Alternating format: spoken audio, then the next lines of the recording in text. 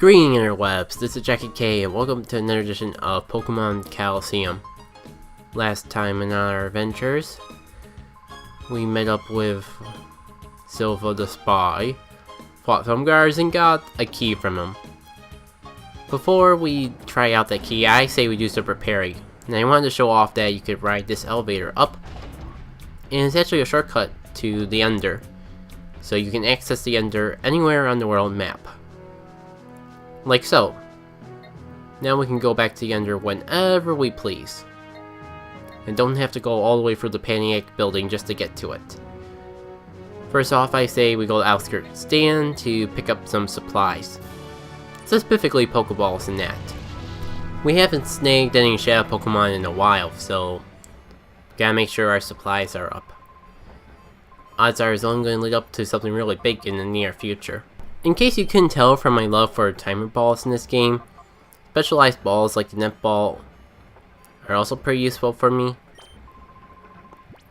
Granted, they're only useful in certain situations, but they're more useful than an Ultra Ball when those situations come up. So I say it's worth having at least a couple net balls for that. The nest balls, however, they're not really going to be useful for most of the game, definitely not anytime soon. Considering we've already reached the point in the game where Shadow Pokemon are at a low level, if they were ever at a low level to begin with.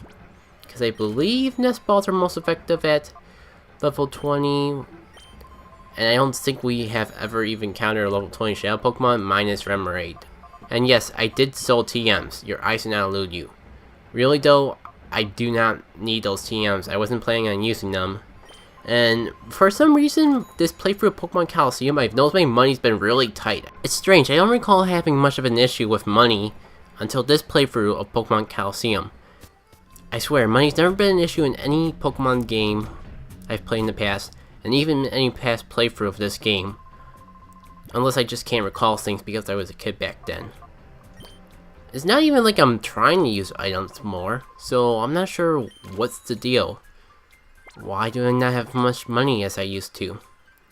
But at least I had enough money to afford a couple of revival herbs. And you might be wondering what I'm planning to do with the rest of the money I have. Well, I have a plan for it. It involves walking over here and checking out this vending machine. Yes, it's the only vending machine in the game, and items you get from vending machine I find are a lot better than items that you would normally buy. Like these lemonades restore 80 HP for less the cost of a super potion. Or at least the fresh water restores more HP than a potion would, and it costs the same. Point is, they're a lot more cost effective than any healing items you normally get for that amount. If Moo Moo Milks were in this game, that'd be a whole nother story, but if they are, I am unaware of where they are. Without further ado, why don't we check out that UFO disc container and put in the right UFO disc, and finally go over to the right, like we've been meaning to do all episode. Wes, really? Any day now. Thank you.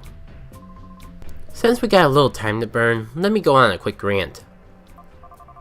I don't feel the way the UFO discs were implemented was perfect. Best example I can think of is, I would like to put in the right UFO disc over from the Colosseum side. Like, I don't like going back to that center area every time I want to put a new disc in. Because there's times I want to like heal at the Colosseum, but in order to go right to reach this area, I would have to come back to the center area. And that can be a bit annoying at times. There's other cases that the whole this thing is annoying too, but hey, this game is probably over 5 years old by now. It might even be getting close to 10 years old. But I haven't really done the research of when this game came out in a long time. Nothing else in here, but those rare candies will be useful. I can promise you that. I might even use them off screen. We'll wander around here all we want because you're going down, Ms. Boss Venus. Oh, but wouldn't going down the stairs, like, not distract you? Fine, I'll talk to your face, cause that's what you want. Yes. Wow, we're really making an impact on this organization. Not if we squish you first, madam. Meet Lady Venus. Her fight is probably the biggest source of childhood memories. Not exactly in the most positive manners, but memories nevertheless. Remember this fight being fairly difficult, not necessarily because of the Pokemon, but I remember snagging the Shadow Pokemon she'll inevitably have being a bit of a struggle. This was one of those battles I had during vacation and played it on the GameCube a lot on the portable screen, and I actually had times where I would go on to trips to the stores and that just so I could play more of this game. This fight in particular, doing it several times over just to snag the Pokemon that she had. The reasons I stated before is the reason that I continued this habit onwards. Anyways, what would make this boss so annoying? I got very lucky on the second attempt against the boss, to be perfectly honest. The confusion was working in my favor, and Sudowoodo here was doing a nice job taking care of the Pokemon. Like, if Sudowoodo went down, this fight would have been a lot more difficult. The thing Lady Venus likes to do is she likes to use Attract. Pretty much any time you have male Pokemon fighting her female Pokemon, she'll use the move. What Attract would do is we put it in a status kind of similar to Paralyzation, except it feels more frequent, where the Pokemon will refuse to attack. However, unlike Paralyzation, it does go away if you swap out. Still, it can be quite annoying, especially if you have a certain Pokemon out in mind, like Sudowoodo here, to take out the normal type, and the inevitable steel type that's coming out. Hello there, Steelix. You're incredibly heavy. You're also a steel type, therefore this low kick will do a lot, despite the fact that steel types tend to be really defensive. Combining this with Leer actually has a use in this fight. Oh my gosh, I never thought I would see the day. But when I really got the idea of using Sudowoodo to take out the Steelix, the Leer became necessary. The more Leers I do, the quicker I can take it down, and I am not going to have much of a chance to take it down. Because look how much that Earthquake did to Entei, a legendary Pokemon. Sure was super effective, but also be super effective against Sudowoodo. Whoa, Sudowoodo hanged in like a champ. And you know, that might just be what I need to finish it off. One more low kick might be enough to take care of it. I really hope so. That's about it for what makes this team annoying. Why it's hard is just because it's hard. She has a pretty well-diverse team, and combined with that Attract, it can put a number on your sanity. Over here is a ghost type, I mean, jeez. It's not like Mirror B having nothing but grass and water types. Is that low kick really gonna be enough though?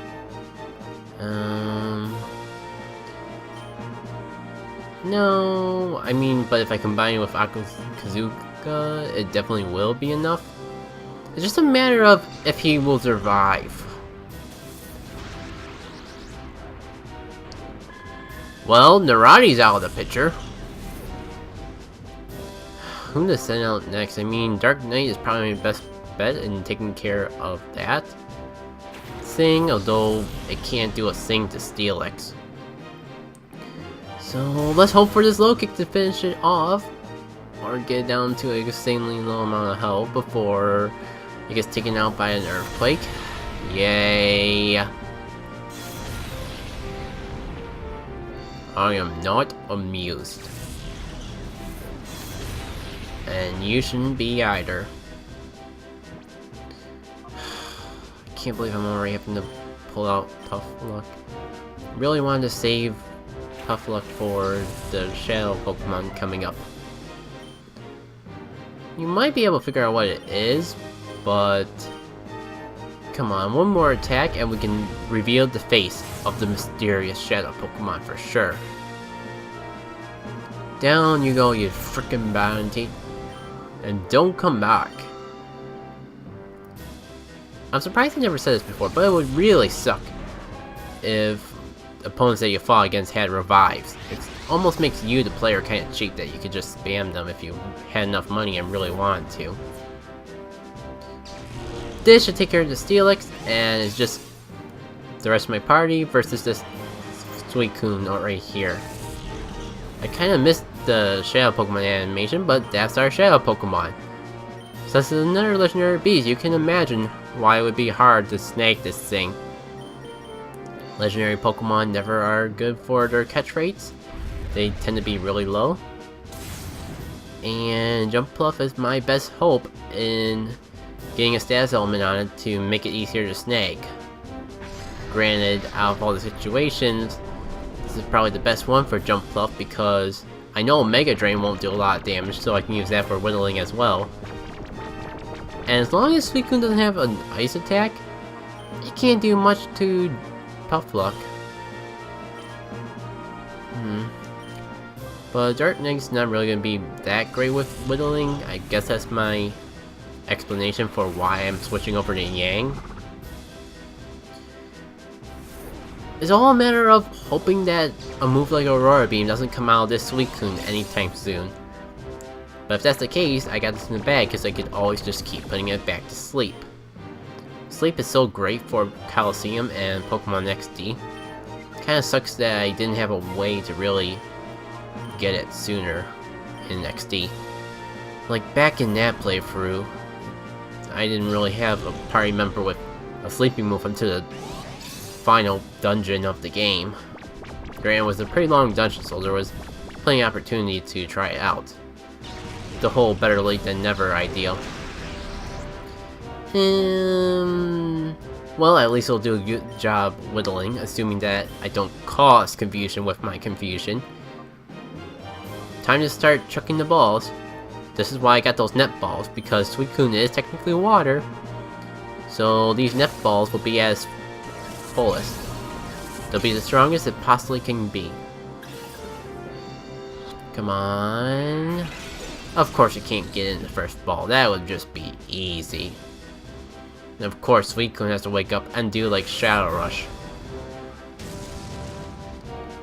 That wasn't as deadly as I thought it would be. Now that we got it where we want, it's just a matter of keeping chucking balls until it gets caught. If it wants to do a couple Shadow Rushes to whittle itself into a better range, that's perfectly fine, but I prefer it to be asleep, so its catch rate will be better. So go back to sleep, little Suicune. You're gonna have a big day tomorrow when you're on my side, fighting the forces of evil. Yes, it's a Pokeball. What you gonna do about it? Don't worry though, it's not gonna work. Like I said, it's not gonna work.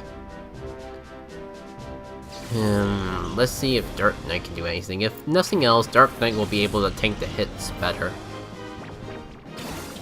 Yes, that is a Premier Ball. Glad you asked. You might go, Jackie K, why? I reply, because it's a Premier Ball, dang it. And why'd you have to wake up from your bed you buy? I mean, you want to do a Shadow Rush, fine. It'll just make you a little bit easier to catch. But really, I want you to stay asleep. So, you're going to be going to sleep this turn. As soon as I throw my ball of the turn, to assure that you're not going to be nice until you go to bed. Cranky little doggy. I know someone's going to give me a hard time for saying it like that. Point is, it's going to sleep. And it's going to get caught. Eventually. We can hope. We can hope this ball is the one. Shoot, it was so close too! Alright, it's time to pull out the big guns. Gold Timer Ball. Do your job. Snag the legendary beast. 2. Oh, I thought that was it.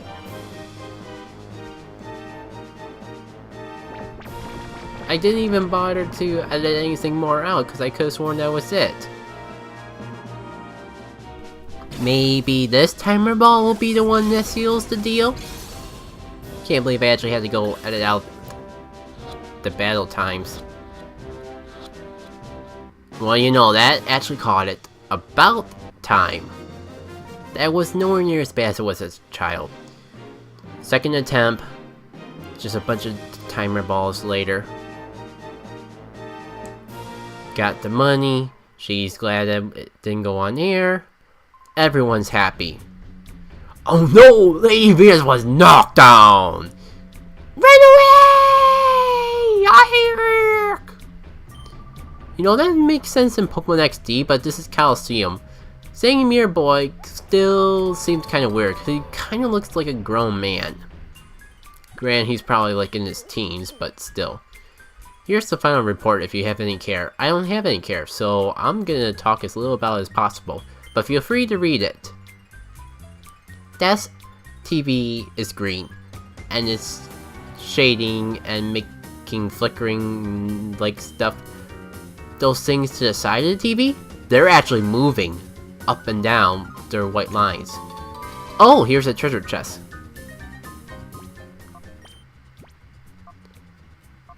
And it's a tract, of course.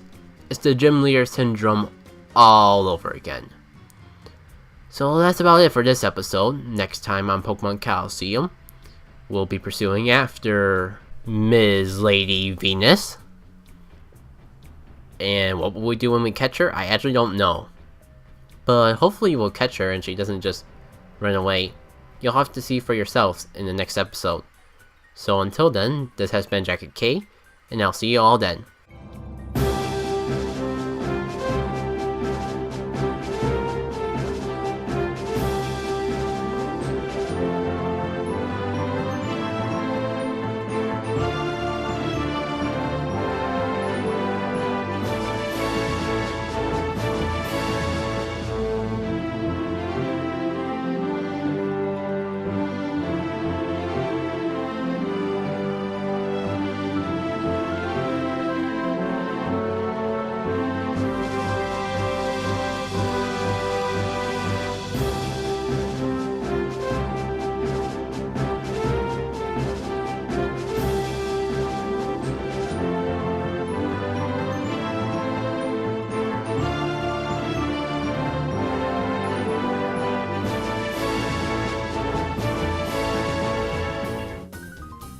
Now, with all that out of the way though, I think it's finally time.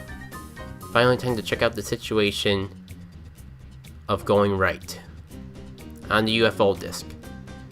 Any day now, Wes and Rui. Preferably any minute.